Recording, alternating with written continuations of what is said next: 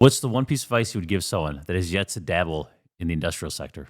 I would actually ask them to first look at their own portfolio in residential and actually figure out what type of returns they're really making.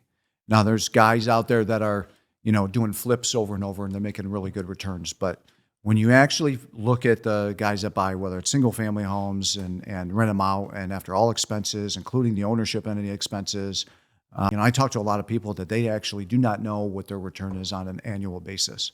And I think when you compare it to what the real returns are once you have a stabilized property in industrial, you actually make significantly more on an annual basis in the industrial side. And a lot of people are just scared to look at that, and also maybe they don't know how to calculate their own returns on an annual basis. If it's not something short-sighted or short-dated on like on a flip or something, but you actually have to know what the value your building is every year, in order to actually, calculate that stuff. And a lot of people don't. And so it's just, kind of like a black hole.